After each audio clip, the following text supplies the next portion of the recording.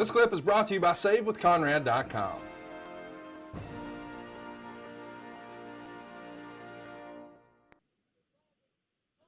And we see the graphic here to get us started. This whole issue started during Kurt Angle's Olympic gold medal ceremony reenactment.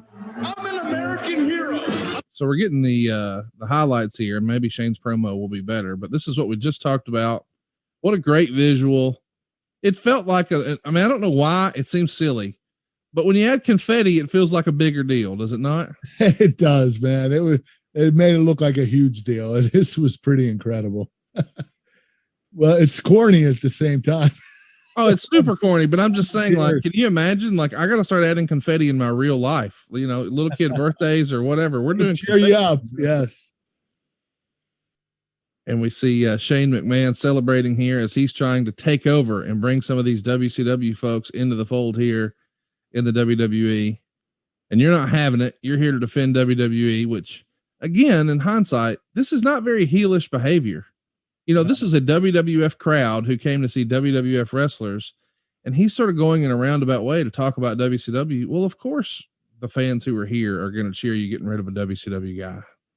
Yeah, they put me in an awkward position with this whole angle because I didn't know where I was supposed to be. I was flipping back and forth, and, you know, I was part of WWE, then WCW, then I turned on WCW, went back to WWE.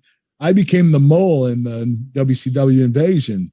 And, you know, it was supposed to turn me babyface, and it didn't. I stayed heel, probably because nobody trusted me. Right.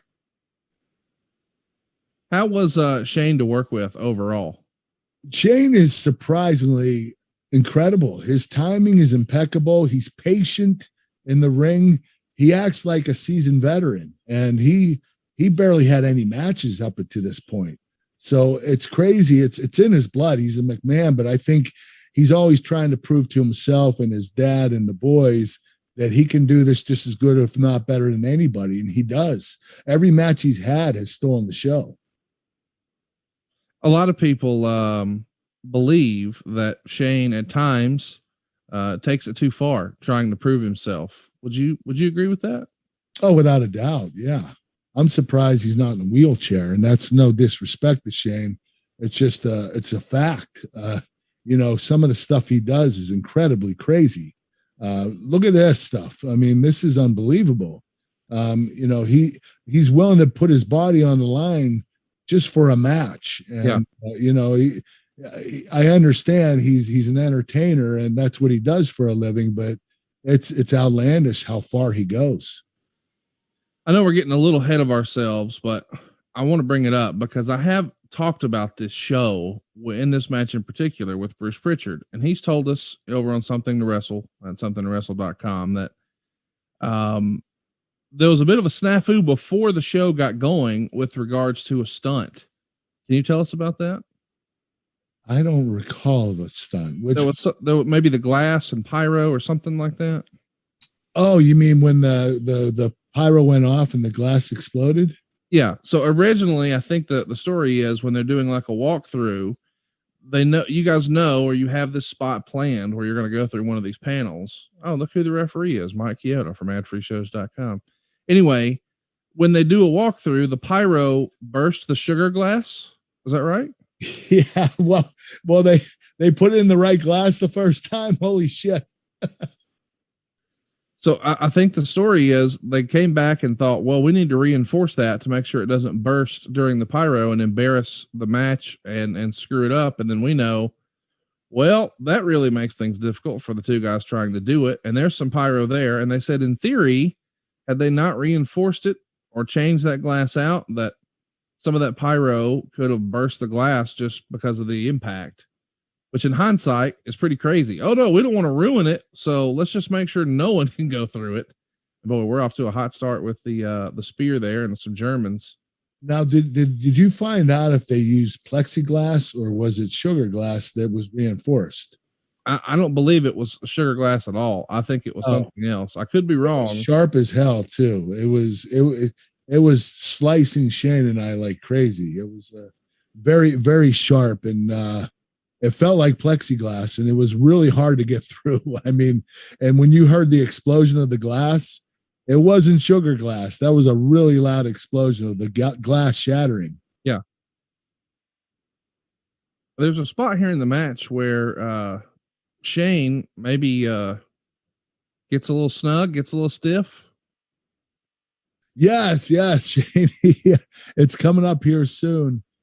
Shane ends up grabbing my leg, and he ends up giving me a punch in the eye, and he gave me 6 stitches, and I got pissed. I don't remember because of my concussion, but he told me about a week later that I was really mad, and I kept saying, "Look what you did to my face, you son of a bitch." And I didn't beat him up right away. Here's the spot where he gets me. Right here. Look, you're already bleeding. Yeah. Yeah. And right here, I think he leaves the ring, I think. Okay. I don't even know what I'm doing right now. I was just so pissed. He gets out, and I see the blood, and I'm fuming. And so I challenge him for an amateur wrestling competition where I get down on my hands and knees. I tell him to get in the ring. And I don't do anything to Shane until I reverse him and get him on the ground. And I start beating the shit out of him. And I'm telling him, "Look what you did to my eye, you son of a bitch." And Shane's like, "Holy shit," he's really pissed. Was this part of the plan originally that you guys had discussed, or are you freestyling here and just said, "I'm going to do this"? I think this was part of the plan, because the next time I do it, Shane outsmarts me and ends up not doing getting down the stance. He ends up kicking me in the gut. So I'd imagine this was already planned. And the reason I remember everything in Shane's match is because we went over it. We were so inexperienced. Look, this is where I beat the shit out of him. I'm just going, "Look what you did to my eye, you son of a bitch." And Shane was like, "Oh shit," he was just covering up the whole time. I can't imagine, even in quote unquote kayfabe in wrestling land, thinking that when you're on all fours and a legit amateur, okay, well, I'm at the advantage here. This will be fine. No, it's not. Kurt's going to immediately escape and do what he wants. And that's what we're doing. Without a doubt. Are you cognizant of the blood here and trying to do the old wrestling visual and rub it around your face and get, just spread it around? Honestly, I didn't know what I was doing at the time. I don't remember any of this part of the match or any part of this match, period. Look, right there, I flubbed. That wasn't the spot. I obviously covered up on that one. But I knew the match because we went over it for a few weeks, like 3 days a week for 3 weeks. And it was embedded in my mind, in my subconscious. So my short-term memory was shot, but my long-term memory was okay, because I could remember just about everything in this match, but I couldn't remember the matches of Edge and Christian. Look at you just spinning around on him. I know. I think I went a little too far. I think I was just, I was in Olympic gold medal mode. He tries to joke you, and you just slap him here. I shoot slap him. Oh, that was good. I said, "Look what you did to my face."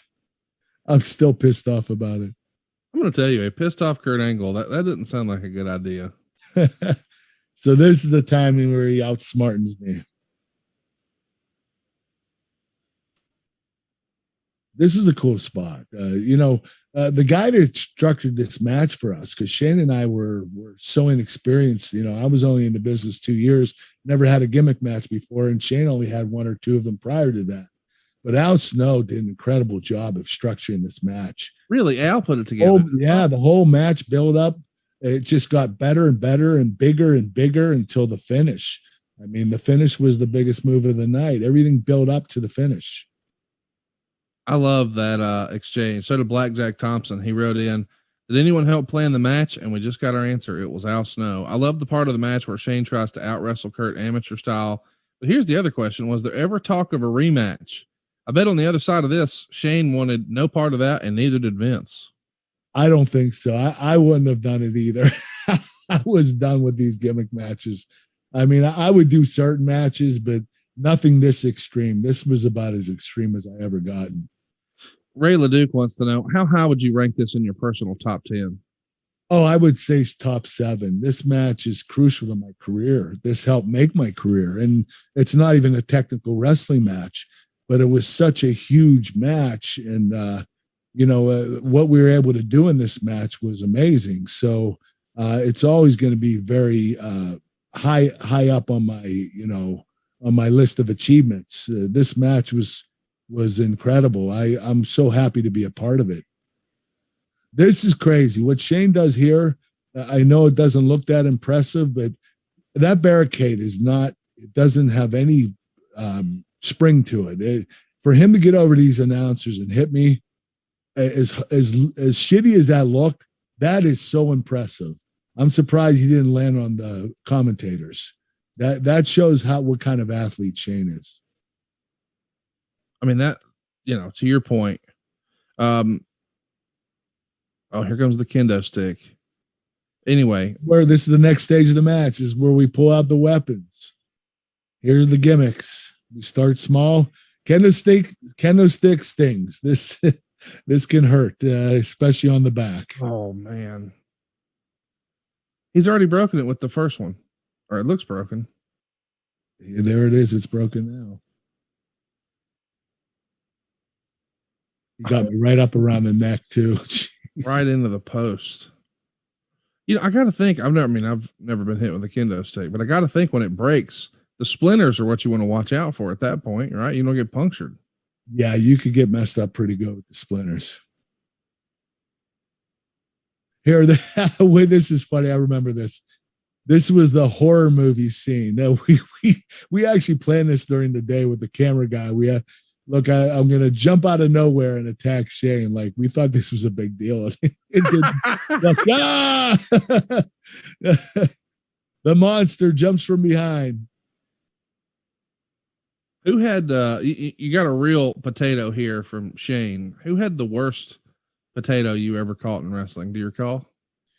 Wow, Shane's up there without a doubt. Chris Jericho, he can potato every once in a while, but most guys are really good at pulling punches. Even Jericho wasn't that bad. He just every once in a while got you, laid into you.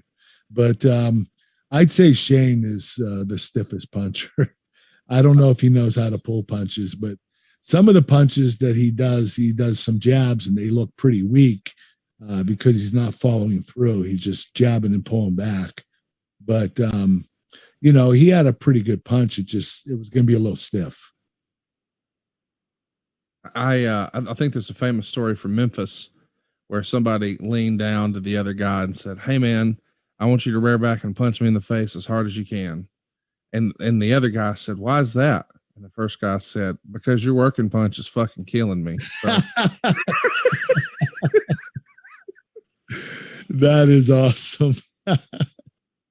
We got a question from Umar here, and I think you've already answered it, but the finish with the wood, the angle slam off the wooden board, the piece of plywood, that too was Al Snow's idea? Well, he had it included in the match, but Shane and I wanted to put the cherry on top of the ice cream. We decided that, this is the amateur wrestling bridges. This was a good idea. Al Snow was like, "You're an amateur wrestler, do your bridges, show your neck strength." So we did that just for entertainment purposes because it didn't really help me at all. But what was the question you asked me, Conrad? The angle slam off the top with that board. Oh, something Al Snow created or came up with? Well, Shane and I were going to use the board to whack each other with, and I think the board's in there already. Yeah, and we decided that instead of doing the angle slam from the ropes, which was it was a little difficult to do. I had to balance on the ropes. Shane had to get both of his feet on the corner part. It was just really small, and Shane has some big ass feet. He has like size 17 shoes. So we decided to use the platform to put up on top of the rope, and it actually made us a little bit higher, probably another half a foot higher. For some reason, just laying the board above it gets you up a little bit higher. It looked more impressive too. Of all the weapons that have been thrown in the ring, is the garbage can itself the most forgiving? Yes. I think the garbage can is the most forgiving. It doesn't hurt at all. But Shane was hitting me over the head with it pretty brutally. So I don't know if he caused my concussion to get worse, but you'll see here he ends up using the trash can. He's pretty brutal too. This was a good little trade-off here. Shane getting luck. And you kick there, him. that was a stiff kick to the face. That was great. That's a receipt for Shane giving me stitches. Fernando Diaz wants to know, how tough is Shane McMahon? One of the toughest guys I know. What he does in that ring, how he has to prove himself every time. I'm just surprised that he's not as more banged up today than he should be, because I know how my body feels and what I put my body through. What he did was much worse. As you're setting up a sharpshooter here, Josh Todd wants to know, did you feel like Shane wanted to take this much of a beating in his matches to prove a point to the boys, the fans, his dad, or himself? I think everybody. I think he wanted to prove that he belongs in that ring, that he belongs in main events. You know, it's definitely in his blood. He's a McMahon, and he's proven that. But, you know, his wrestling skills are impeccable for what little experience he's had. Ryan wants to know, is Shane McMahon the craziest SOB you ever wrestled? Yes, he's definitely the craziest. He'll do anything and everything. That's how crazy he is. He'll even do shit that no one's ever done before. Here comes the kendo stick. This was a great spot. Using a kendo stick to get out of a submission move.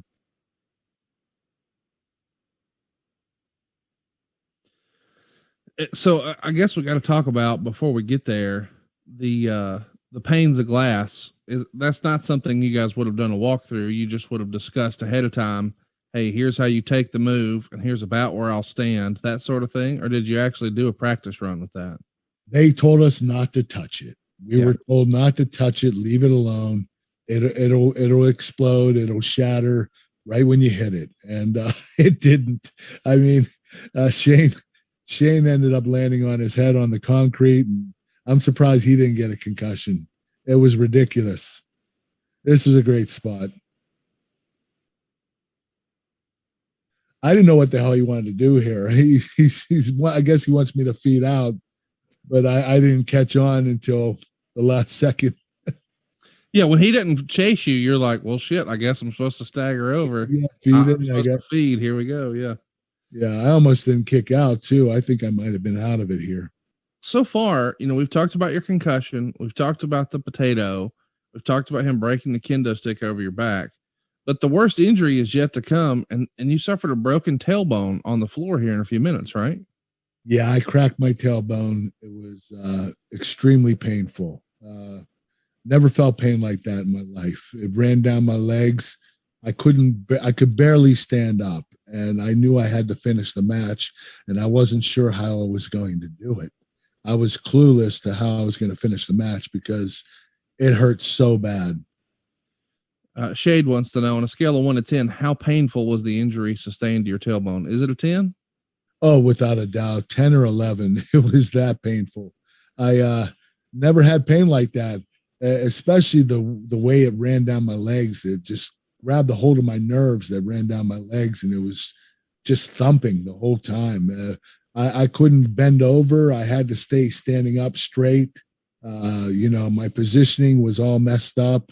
I couldn't really do much. And, you know, I was supposed to carry Shane back to the ring after the glass spot, and I couldn't. And thank God I grabbed a cart to carry him back. You'll see coming up here in a few minutes. This is a crazy ass spot right on the trash can. Luke from Eastern Iowa says, I know you're a tough MFer and you want a gold medal with a broken freaking neck, but when Shane gives you the suplex on the entranceway and you break your tailbone, is adrenaline the only thing that keeps you going?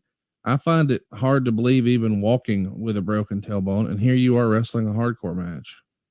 Well, yeah, it's extremely painful. The only thing that's making you go is adrenaline. And, you know, don't forget, like, when you get an injury and you break a bone, it's going to be painful. But when you're still warmed up and loose and you're competing or performing, it's a little easier to continue on. Once you stop being active, that's when the pain really kicks in. So as much pain as I was in during this match, the pain became much, much worse after I stopped moving, after it was over.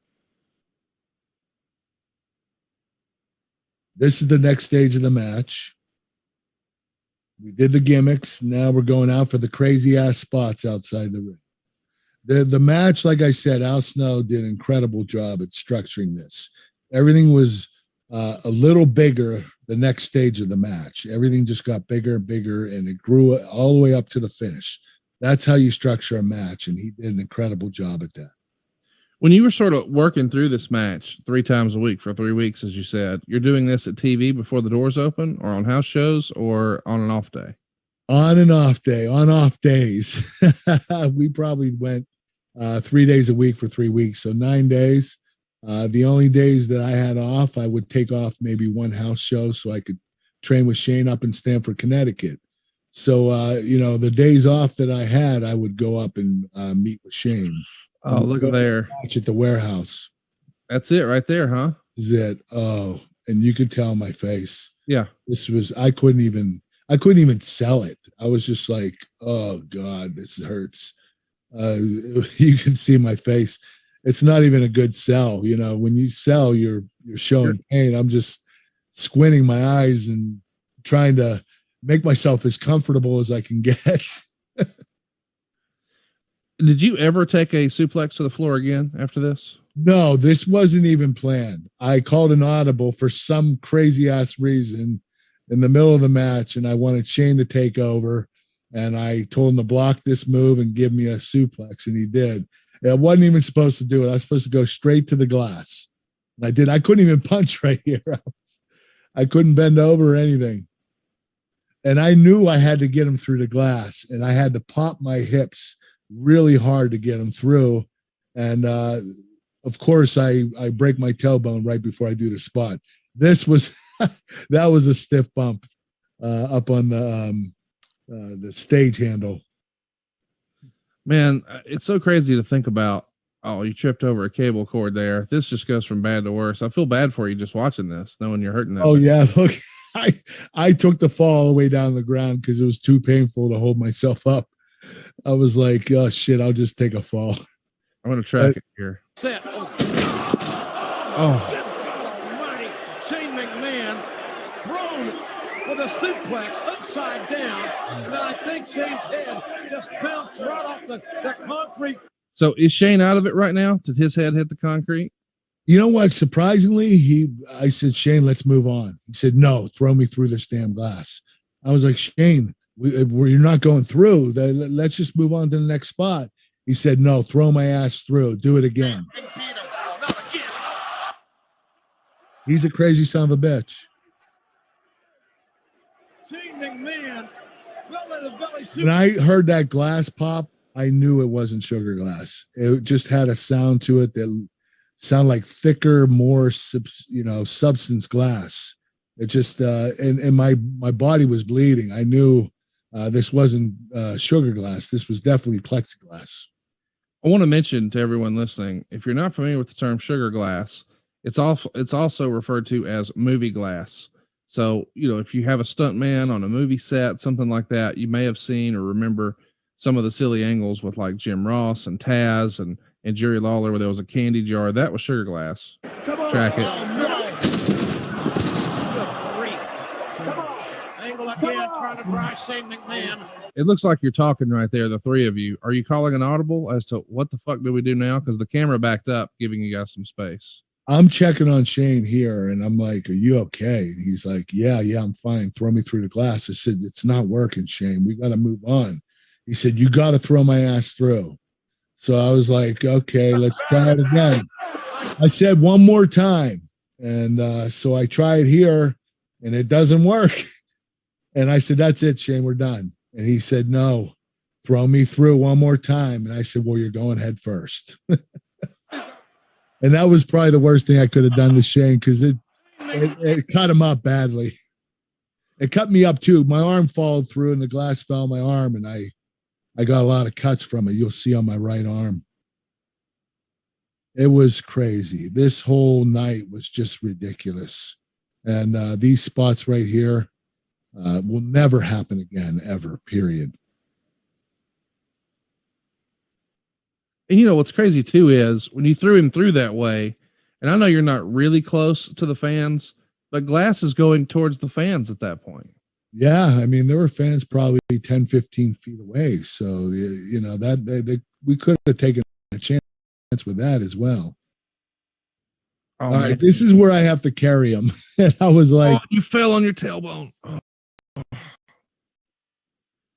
I know it's a little thing in the scheme of things when we're talking about a movie set at this point with broken glass everywhere, but the idea that your tailbone's broken and you just fell on it again, you just can't win for losing. Look at your back, my goodness. You know what I was thinking right here? What? Vacation. So I grabbed this cart.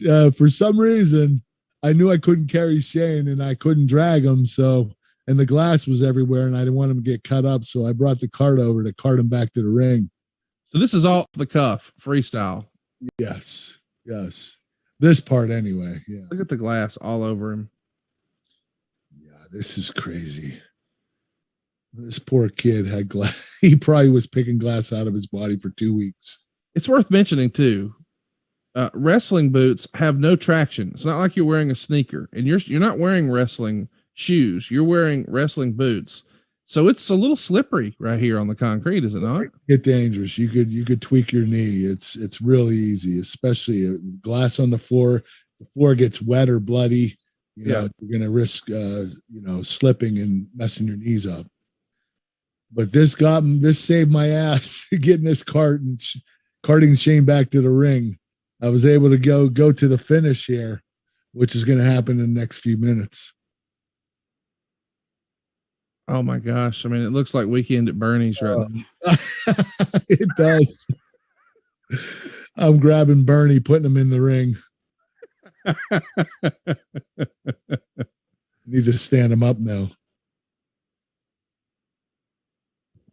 And unbelievably, that's not it. Yeah, this could have been the finish. The fans would have popped too. I mean, it was good enough. But, you know, Shane is crazy bastard.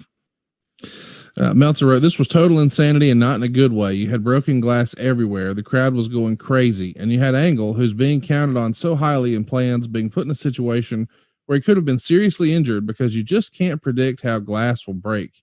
As it was, he was just scraped up. His back was all bloody and there was broken glass all over the floor. And they were reduced to putting the best worker the company had for the summer, putting himself at far too much risk necessary just to do combat zone wrestling spots, and in New Jersey, no less.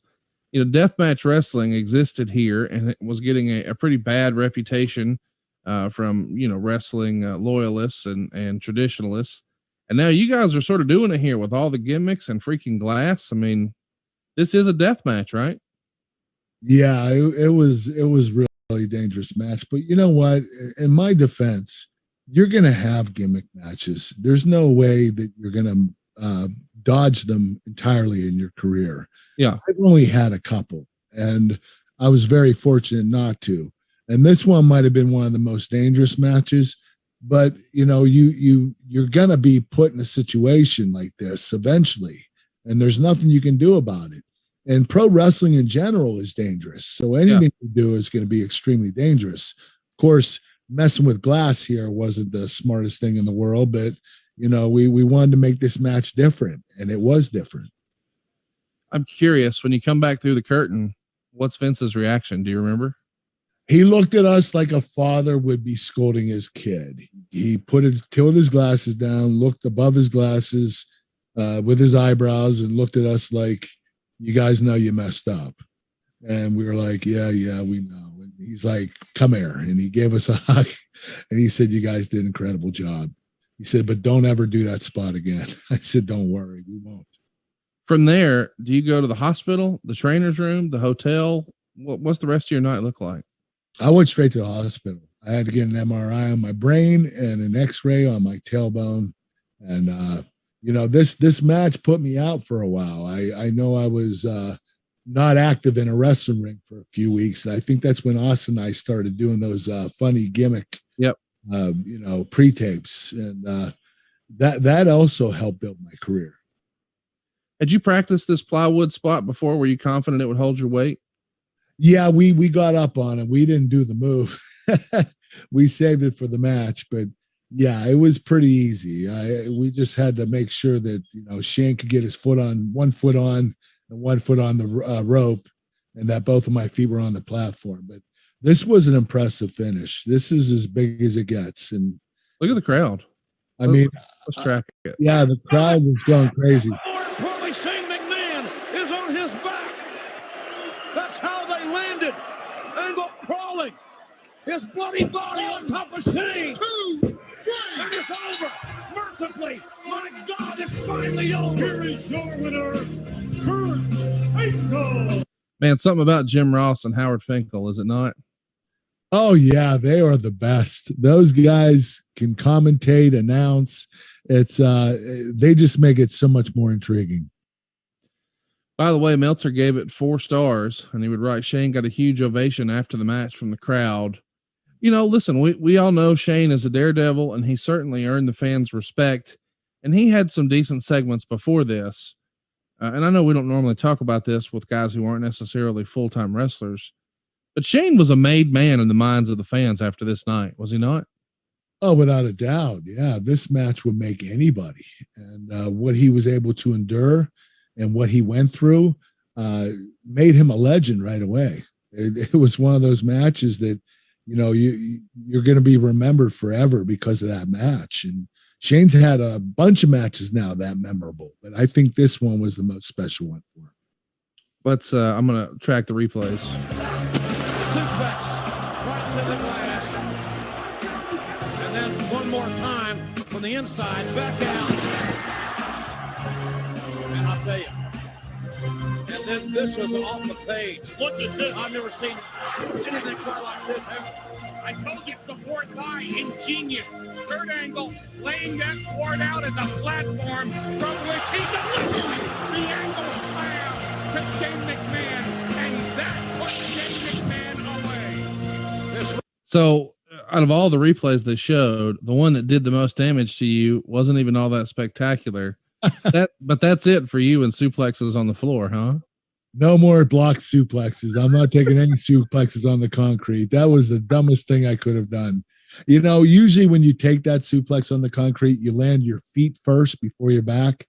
Right. I wasn't that smart back then, and nobody clued me in on that secret, so I didn't know, and I wish I would have known. Meltzer would write of this, the only match that really delivered on this show was Shane McMahon versus Kurt Angle, which was the show stealer. The negative is that match was very dangerous in structure and ended up being more dangerous when some of the stunts didn't work properly. By the time it was over, Angle had suffered a sprained tailbone, at first feared to be broken, a concussion, and needed 5 stitches above his right eye from a punch that landed, plus had a body filled with cuts and bruises, largely from going through glass, as well as a potato shot by Edge as well. The last official word was it appeared Angle would only miss 2 house shows in Louisville and Spokane, and they're expecting him for TV the next week. Unofficially, as of press time, both Angle and Austin were expected to be very limited in what they can do physically for a few weeks. So it's a great match. It's a spectacle. People are still talking about it, but sort of at what cost? The Rock is off making a movie, and Hunter is out with a torn quad, and now you and Austin are both hurting for certain. This is a bit of the injury bug everywhere, but in hindsight, if you had it to do over again, would you do this match again? Yes, I would. Unfortunately, I would probably take out the glass spots, but you know what? Looking back, that made the match more dramatic. Oh yeah. It actually made the match go to another level. So I wouldn't take it back. I would still do it. I just hope to God that Shane and I wouldn't get any injured worse the second time than what we did the first time. This is what I'm worried about, because that glass can be really dangerous. Hey, Big Daddy, you got to get excited about saving people money. Woo! Woo! SaveWithConrad.com. Hey, it's Conrad Thompson. Thanks for checking out the podcast here on YouTube. Be sure to hit the subscribe button and the notifications bell so you get a notice anytime we upload some new content. And go save yourself some money right now. If you're in a 30-year loan or you have credit card debt, it's not a matter of if I can save you money. It's a matter of how much. Find out right now for free at savewithconrad.com.